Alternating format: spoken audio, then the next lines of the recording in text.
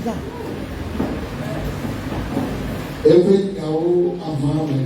paroles s'accompliront dans ta vie. Et ça va s'accomplir certainement. Amen. Amen. Nous voici à l'heure de la parole de Dieu. Je vous souhaite tous la bienvenue dans la grâce de Dieu. Et je crois que ce nouveau mois d'octobre aura son accomplissement. Toutes paroles prophétiques qui sont sur ce 10e mois auront leur accomplissement. Mais bien aimé, j'ai écrit quelque chose. Le mois d'octobre est un mois où nous allons retrouver toutes nos choses qui sont perdues. Au nom de notre Seigneur Jésus. Alléluia. Recueillons-nous un instant. Père, nous te disons merci de nous avoir réunis à tes pieds. Merci que Seigneur, tu veux nous parler encore ce matin. Nous sommes à l'écoute comme Samuel était à l'écoute. Parle à ton peuple. Nourris ton peuple avec ta parole. Guéris ton peuple par ta parole. Relève ton peuple par ta parole. Et délivre ton peuple par ta parole. Car ta parole est la vérité. Amen est la puissance. Guéris-nous ce matin par ta parole. Amen. Amen. J'ouvre un nouveau thème. Je vais prêcher sur 3 ou bien 4 dimanches si plaît à Dieu. Et le nouveau thème dit écrivez, perdu, chercher et sauver. Perdu, chercher et sauver. Amen. Mais bien aimé dans la foi, la Bible dit dans le livre de Luc, chapitre 19, verset 10.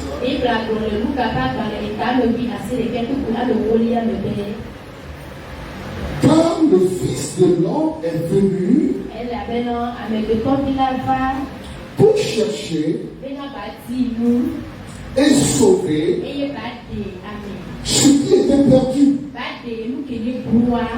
Le Fils de l'homme est venu pour chercher et sauver ce qui était perdu.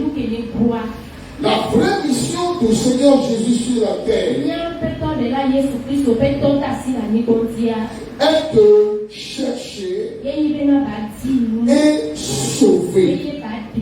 Le mot sauver a un synonyme qui dit garder. En d'autres termes, préserver la chose. Prendre soin de la chose. Prendre soin de la chose.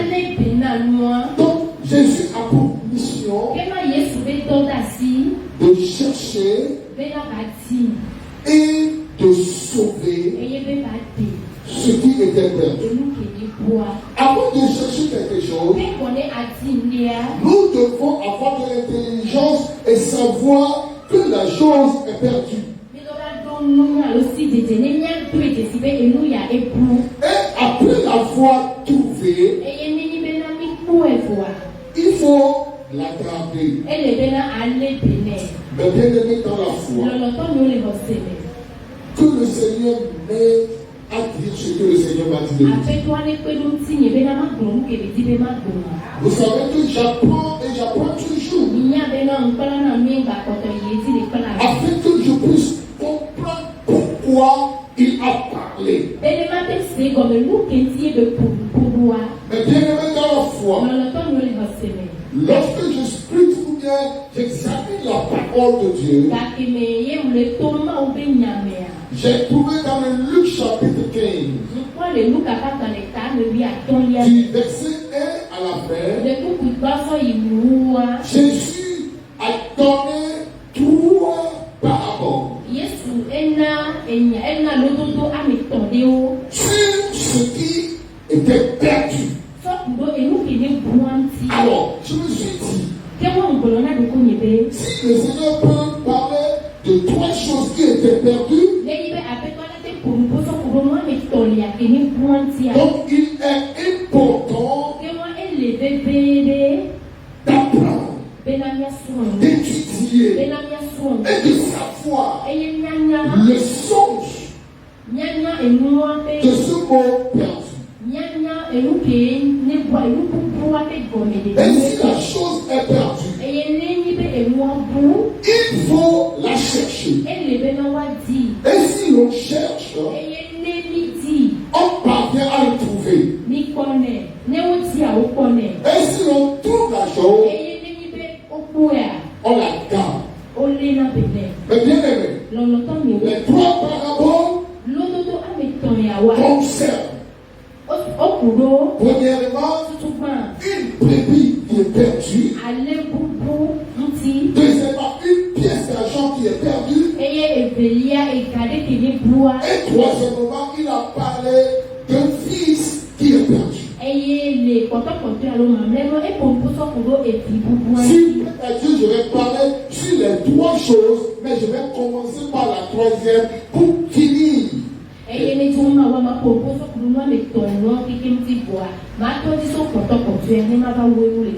Mais bien aimé dans la foi, il est important. Il y a des sketchs sur la 3e. On appelle souvent le fils prodigue. Amen. Mais le fils prodigue ne veut pas dire l'enfant perdu. Quand on parle de ce qui est prodigue, prodigue le mot.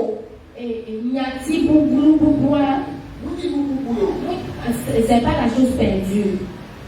Dans l'exploration, on par exemple, quand il prodigue, que celui-ci il est prodigue, celle-là elle est prodigue.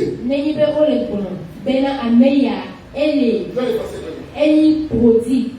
Non vie prodigue. Cela veut dire celui qui fait des dépenses excessives.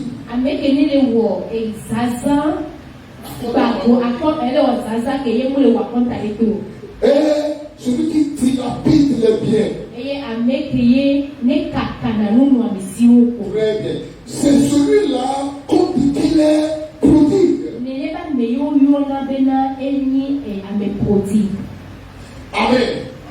Celui qui est prodigue, c'est celui-là qui fait des dépenses sans contrôle. C'est celui qui dilapide les biens. Et celui qui fait des dépenses excessives, qui nous habite dans la pauvreté. Et accuse les autres. Amen. Amen. Mais bien aimé, je prie pour vous et pour nous en disant au nom de Jésus, nous ne serons pas des gens prodigues. Celui qui ne contrôle pas sa finance s'appauvrit et finit par accuser les démons, finit par accuser les autres en disant qu'eux ils m'ont volé, les enfants ont pris mon argent alors qu'il n'est jamais conscient en disant j'ai fait trop de dépenses, je ne contrôle pas mes finances. Écoutez, il y a un esprit dans la finance ou bien tu peux tout dire. Tu peux faire des plans en disant, si j'ai de l'argent maintenant, je vais faire X, je vais faire Y, je vais faire Z. Mais lorsque l'argent vient dans ta main, si tu ne sais pas faire, il va quitter sa loi et tu le feras. Et si tu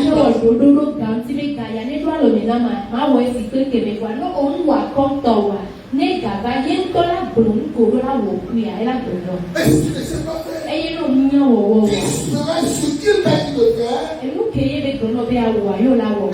à la fin, tu vas t'accuser en disant, je n'ai même pas fait ce que je devais faire. Et la pauvreté cognera. Mais bien aimé, nous allons lire dans le livre de Luc chapitre 1. Nous allons faire une longue lecture. Tout le monde prenez votre Bible. Comme c'est loin, ou bien c'est long, nous allons tous lire. Je vais lire un verset, vous allez lire le second, le prochain. Je lis le verset 12. Vous allez lire 13. Je lis 14. Vous allez lire 15. Apprêtez-vous. Amen. Amen. Amen. Le plus jeune dit à son père, mon père, donne-moi la part du bien qui doit me revenir. Et le père leur partagea son bien. Lisez.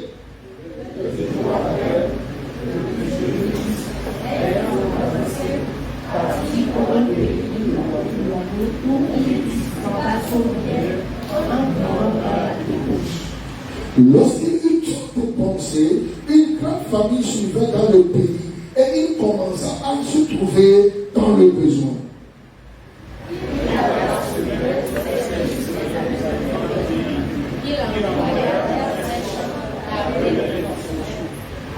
Il aurait bien voulu se rassasier des carouges que mangeaient les pourceaux, mais personne ne lui en donnait.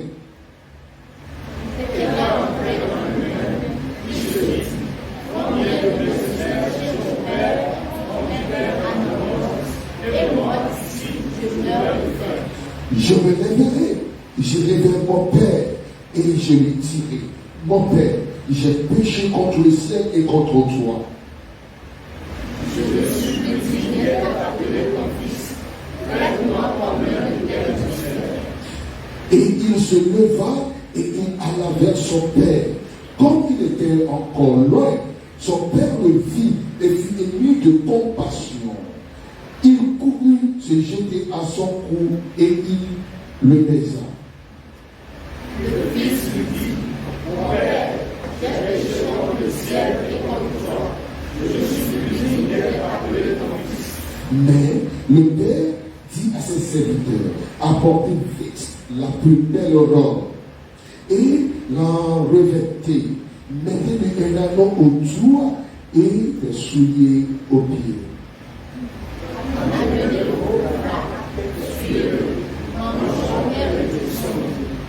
Car mon fils qui était mort, il est revenu à la vie.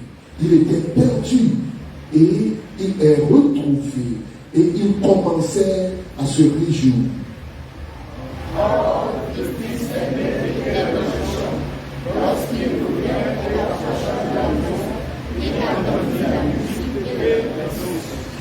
Il appela un des serviteurs et lui demanda ce qui c'était. Ce serviteur lui dit, ton frère est maudit, et parce qu'il l'a retrouvé dans ton santé, ton père a tué le pauvre.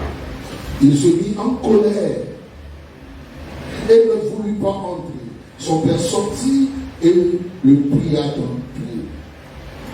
Mais il répondit à son père, voici qu'il y a tant d'années que je te sers, sans savoir jamais transgresser tes ordres, et jamais tu ne m'as donné un jour pour que je te réjouisse avec mes amis. Et quand ton fils est arrivé, celui qui a mangé ton bien avec des prostituées, c'est pour lui que tu as tué le faux gras. Mon enfant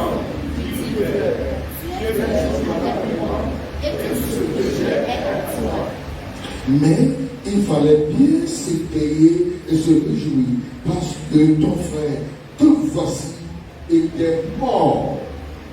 Et il est revenu à la vie parce qu'il était perdu et qu'il est retrouvé. Parole du Seigneur.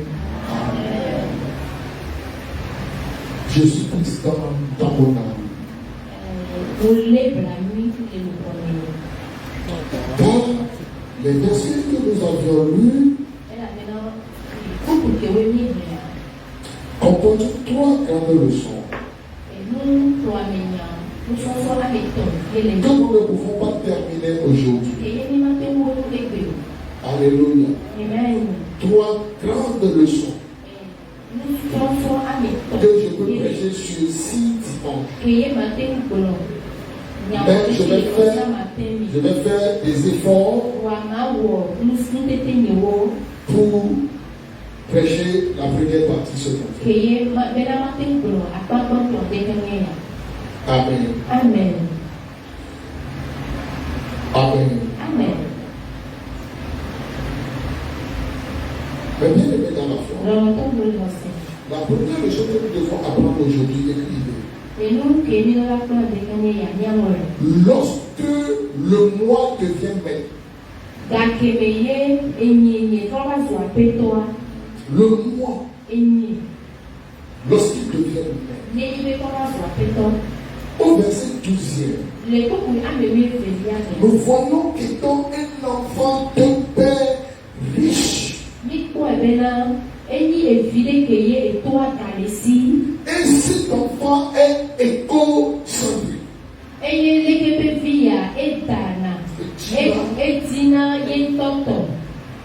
Il ne pense pas aux autres.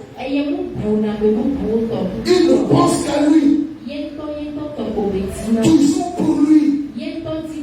Pas pour les autres. Même pas pour son. Il n'a même pas égard pour son père. Il se voit blessé dans la vie. Et vouloir ce qui doit lui revenir. Il veut manger pour lui avant le temps qu'il devait manger. Il s'est levé le matin dans son égocentrisme et dans son orgueil. Il est allé voir son père. Et il dit son père, Papa, je suis adulte maintenant. J'ai l'âge, je peux gérer mes choses. Je veux vivre ma vie. Je ne veux pas être encore dans la maison familiale. Je veux vivre ma vie. Je veux être ailleurs. Je veux gérer mes biens. Je sais qu'une partie de l'héritage doit me revenir. C'est pour cela que je veux que tu me le donnes maintenant. Et maintenant, le père connaît bien son enfant. Il dit, bon, c'est pas grave. Reviens dans 3 jours. Dans 3 jours, le père a partagé ses biens. Si tu lis bien, lisez bien le verset 12. Reviens au verset 12. Et il dit, le péché dit à son père, mon père, donne-moi la part du bien qui doit me revenir. Et le père leur partagea. Ce qui veut dire, le père a partagé les biens à ses 2 enfants.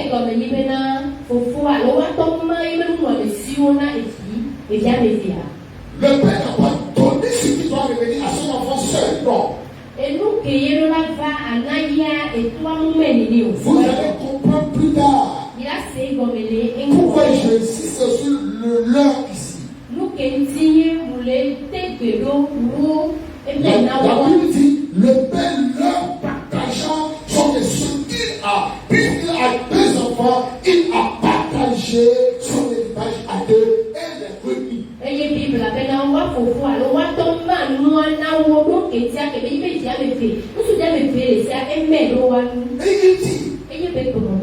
prenez ce qui doit vous lever.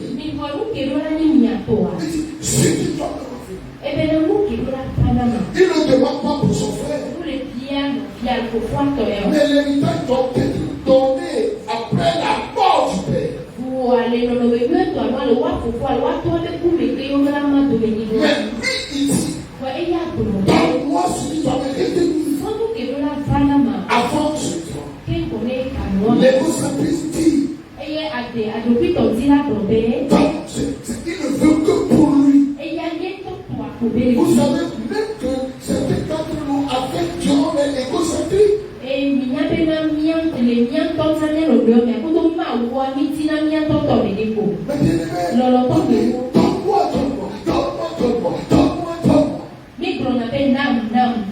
On ne veut que pour soi.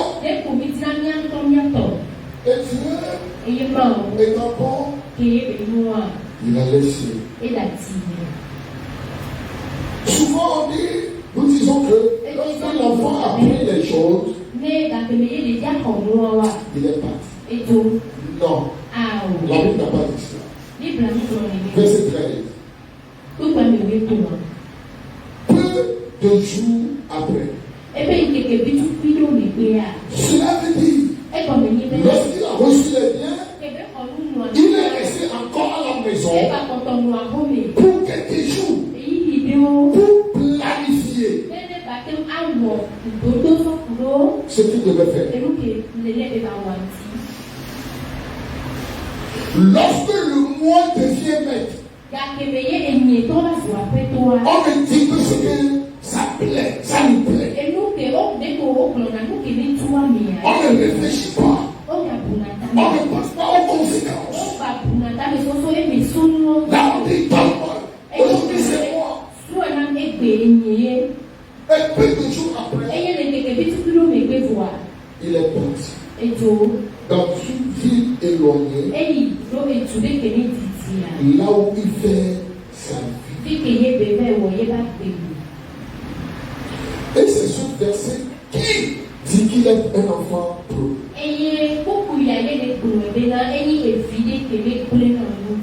Et il est parti. La deuxième chose, après l'égocentrisme, il est déconnecté de son père. Cela veut dire qu'il est déconnecté de la source.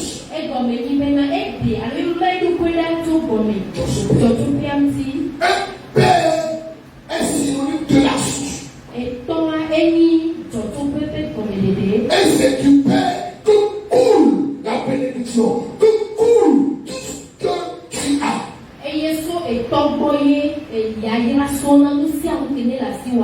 C'est pourquoi la Bible dit malheur à celui qui maudit son père. Car là où tu vas maudire ton père, tu serais séparé de la source.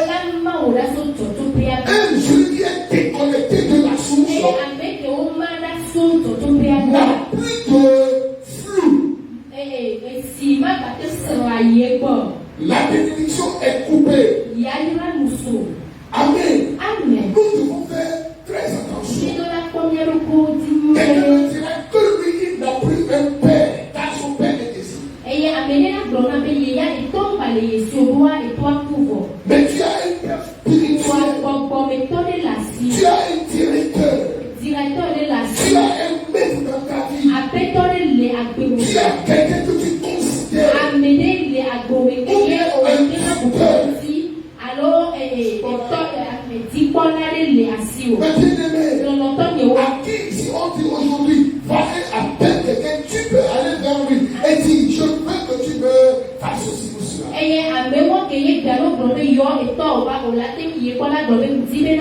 Il ne faut jamais se déconnecter de son père.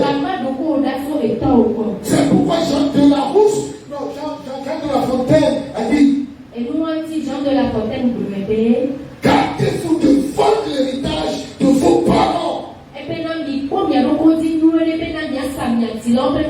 Car un trésor est caché dedans.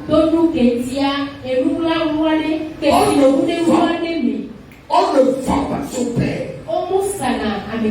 On ne vend pas la nudité de son père.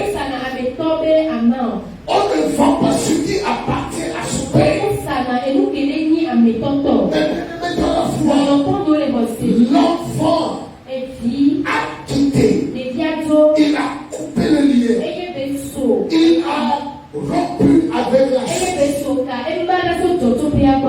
Lorsque tu coupes avec la source, lorsque tu es déconnecté de la source, tu vas expérimenter de la diminution. Alléluia. Alléluia. Et la troisième chose, et c'est la disette. Avant d'aller au verset suivant, verset 13, il dit, lorsqu'il est parti, parce qu'il y a plus de contrôle. Il n'a plus de conseiller. Il n'a plus de guide. Alors, il commence à participer les biens. Il commence à pas donner ce qu'il ne devait pas donner. Il s'utilise sans savoir cause. Personne ne peut lui dire arrête ce que tu fais. Arrête ce que tu fais. Fais attention à toi. C'est une grande bénédiction d'avoir quelqu'un qui peut crier sur toi, qui peut te dire arrête, qui peut te dire attends, à genoux, lève-toi. Maintenant, à celui qui n'a personne dans sa vie, qui peut avoir autorité sur toi. Et celui qui a de l'autorité sur toi est ton père. Malheur à celui qui se voit seul, qui se dit, je suis moi-même moi-même. Il a discipliné, car il a plus de conseil. Et le verset suivant dit que lorsqu'il a tout dépensé, une grande famille suivait dans ce pays. Même si la famille ne suivait pas dans le pays, sur sa vie, il y a une femme. Et il compara la famille de sa famille du féminin du pays.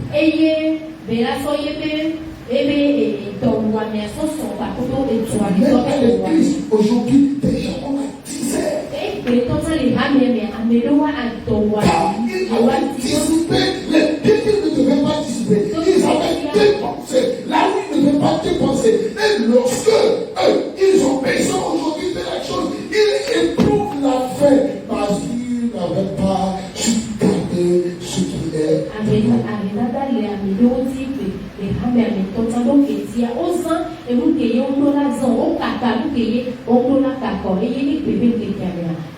Parce qu'ils sont déconnectés de la source. Ils ne peuvent plus vivre. Il est temps de revenir. Il est temps d'être connecté à la source. Il est temps de dire de revenir à la maison. Il ne faut pas être déconnecté. Il ne faut pas couper avec la source. Tu vas éprouver la disette. La Bible dit dans Amos chapitre 8, verset 11, il dit, voici les jours viennent, dit le Seigneur éternel, où l'Éternel lui-même enverra de la famine dans le pays. Non, la disette du manger et du bois. Mais la soif et la faim d'écouter ou d'entendre la parole de l'Éternel. c'est mal au Bénin. La parole est perdue. La parole est perdue. La vraie parole n'est plus. Les gens ont été déconnectés de la source. Maintenant, ils veulent la parole. Ils ne peuvent plus écouter. Car le Père a tourné. La petite dans le le jeune homme était parti. Le jeune homme était parti. Il éprouva et lorsqu'il y a la famille, et il commença à se trouver dans le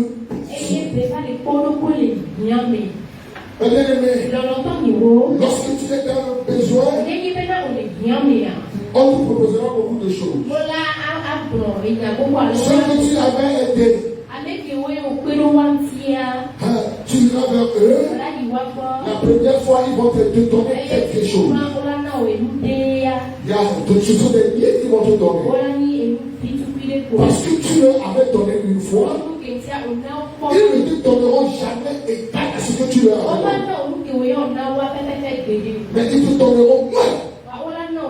Une fois. Peut-être deux fois. Troisièmement, ils vont tourner d'autres.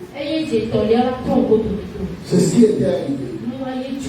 Il se trouva dans le péché. Et il va se dire, après le flot, la vie est difficile. Il est peur. Et me voici comme ça. Est-ce vrai que c'est moi? C'est faux. On dit souvent que les choses tournent. On dit souvent que la vie tourne. C'est faux. Et il va s'encourager. Et il dira que tout ça va changer. Et lorsque je vais trouver un boulot, mais ça va changer. Et toi, et mon bébé n'a pas mal à tout choper à bord. Je vais bien plomber là. Et il est un fondi. Il a appelé dit. Après faut faut la vie. Il est pour la désert. Et il est là tout au roi. Le verset 15 dit. Il alla se mettre au service d'un habitant du pays. Il envoya dans son champ pour garder les poussons. Ce qu'il n'a jamais fait dans la maison. Même ce qu'il n'a jamais fait dans la ville de son père. Et c'est ce qui est entré. Parce qu'il a fait. C'est ce qu'on lui a dit de faire. Avec une qualité de chose. On ne vit pas dans les conditions.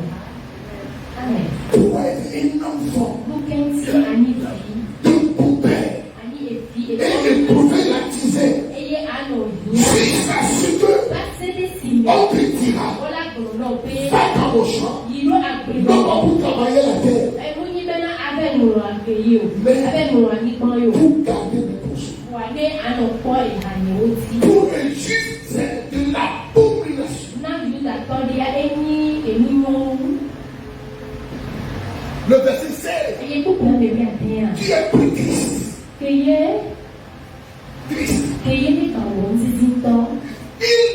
aurait bien voulu se rassasier des carouches de manger les pourceaux. Mais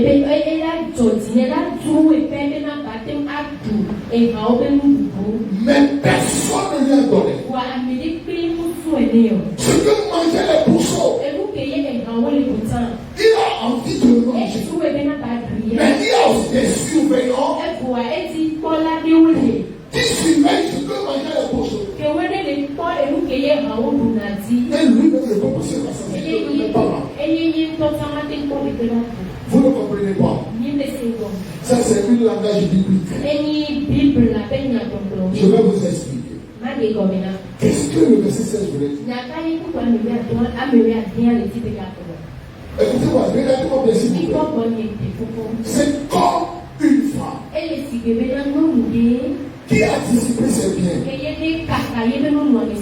a voulu faire tout? Orgueilleuse de la tue. Elle fait des choses. Elle se dit des choses.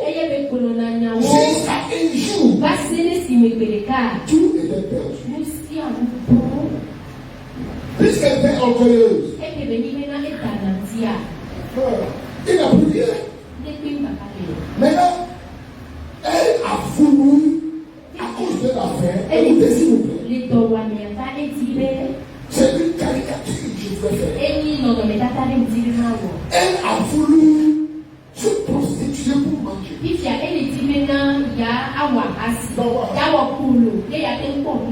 Alors, elle s'est mis ses vêtements. Et elle s'est rendue dans la rue. Et dans la rue, même la prostitution le refusa.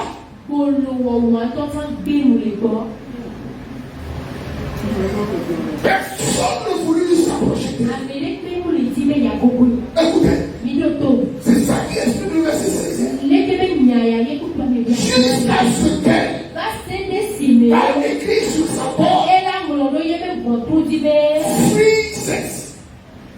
Free sex. Fata. Jusqu'à ce que les gens ont vu free sex.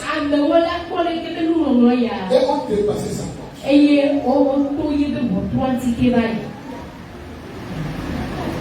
Quel malheur. Est-ce que vous comprenez? C'est l'explication du verset 16. Elle veut, lui, il veut manger même ce que les poissons mangent. Mais personne ne lui a donné. Elle veut se prostituer pour gagner. Elle est sortie. Et personne ne veut la prendre. Elle a écrit free sex. Personne n'a touché ça.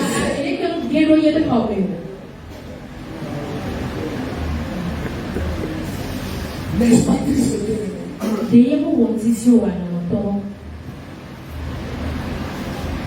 lorsque le moi devient mère, c'est ce qui vient sur moi. C'est moi.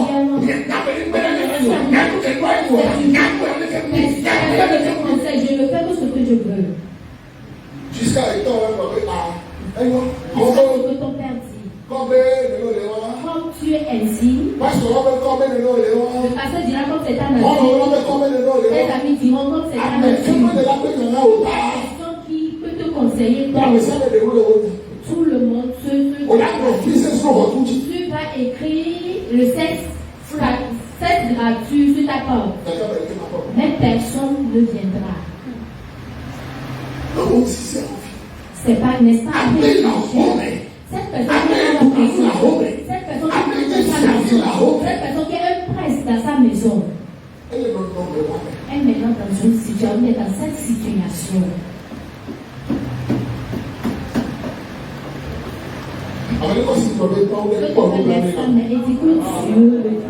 Que Dieu ait pitié de moi. C'est par rapport à faire des choses.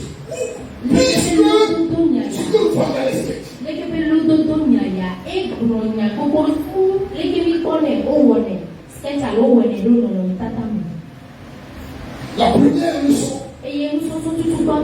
c'est lorsque le moi devient maître.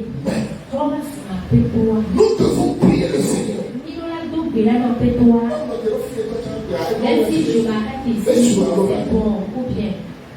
Nous devons prier et discipliner le moi.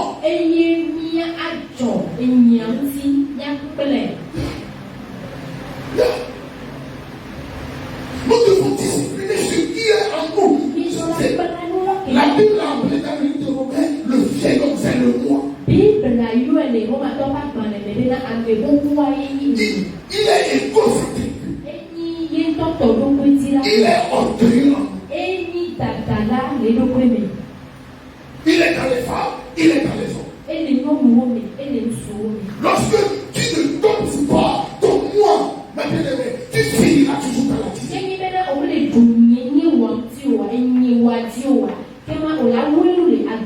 Qui es-tu toi? Et tu te dis, je n'ai besoin de personne. C'est moi et moi seul. C'est moi et moi seul. Je ne vais pas besoin de vous. Si ça les gens dire à leur père, est-ce que je t'ai demandé de me mettre au monde?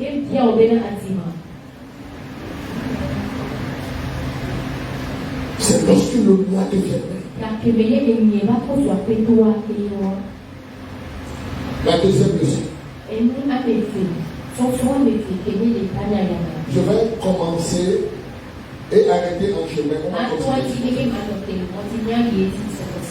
Après 5 minutes, arrêtez-moi. La deuxième leçon, c'est l'éveil.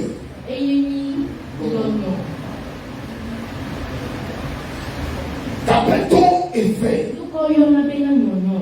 L'éveil, c'est la plus grande exercice que tout homme, toute femme doit se faire de temps en temps.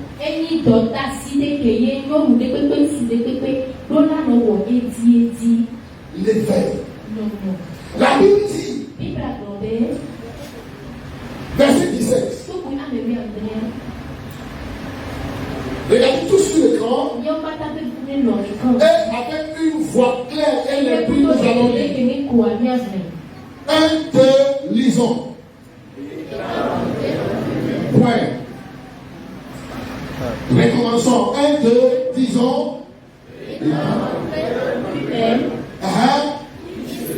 Point. L'éveil commence par entrer en soi-même.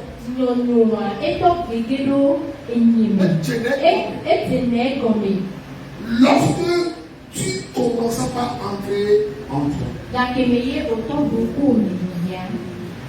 c'est le plus grand des exercices que toute femme et tout homme doit se faire. Au verset 17e, la Bible n'a jamais dit que le Saint-Esprit lui a parlé, ou bien un ange lui a parlé, ou bien il a reçu une prophétie. Il s'est pas entré en lui-même.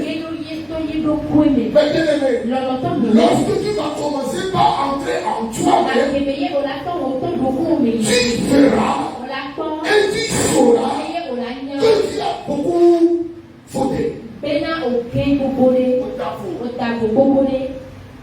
Mais si tu n'entres jamais en toi-même, tu ne sauras jamais. Lorsque les gens vont te dire, tu diras, donc ils sont contre moi. Mais lorsque tu entres en toi, tu sauras que tu as fauté.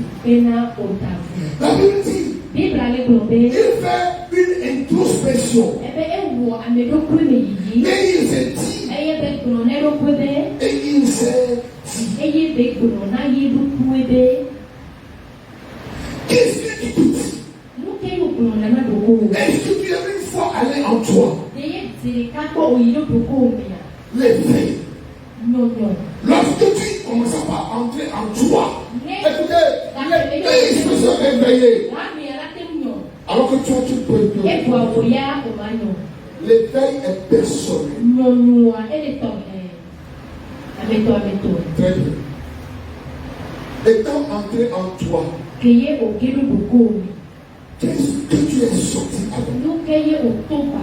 Cela veut dire, lorsque tu vas t'entrer, tu vas ressortir. Mais avec quoi tu sors de toi? C'est comme aller en conciliabule. Avec quoi maintenant?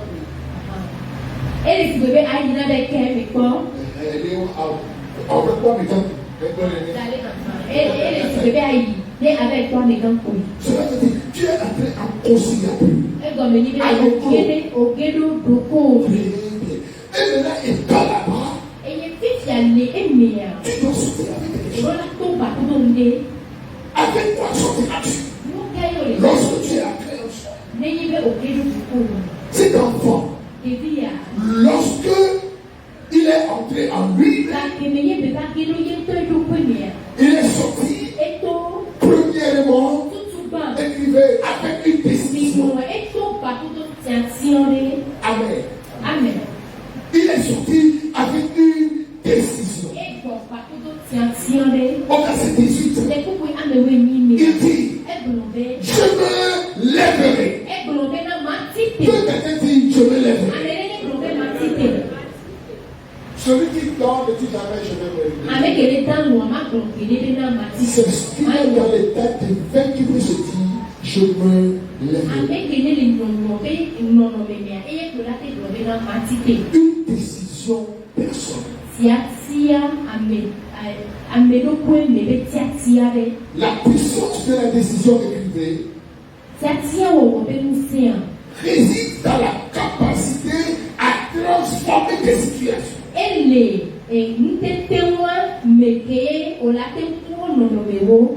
La puissance de la décision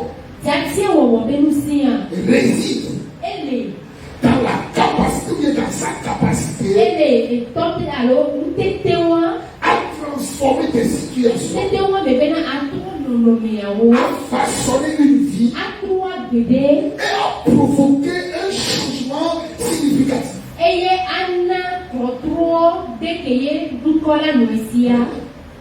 Je vais me répéter.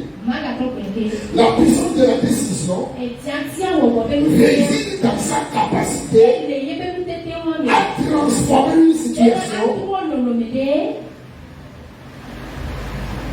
à façonner une vie et à provoquer des changements significatifs.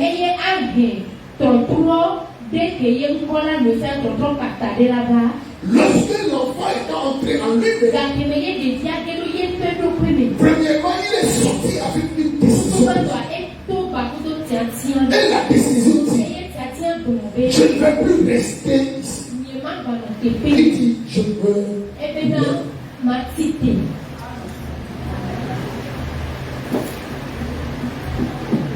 Quelle est la décision? Vous voyez souvent, nous prenons des décisions et nous n'arrivons pas à le faire. Pourquoi? Parce qu'on ne pas, nous n'avons pas fait une introspection. Et c'est parce que c'est la situation qui nous fait dire, ah, je vais faire une décision. Mais lorsque tu vas éprouver quelque chose pour soi, et tu vas entrer en toi, tu sortiras avec une vie, et tu veilleras à le faire. Il y a des choses que personne ne peut te dire. Il y a des conseils que personne ne peut te conseiller. Que toi-même, tu prends la résolution. Je me lèverai. Je me lèverai. J'irai vers mon Père. Il dit, les choses sont sèches. Il y a plus de flot, ou bien il y a plus de flux. Ah, je me souviens que j'ai quitté la source. Maintenant, je me leverai et j'irai à la source. Me reconnecter à la source. Et je sais que quelque chose arrive.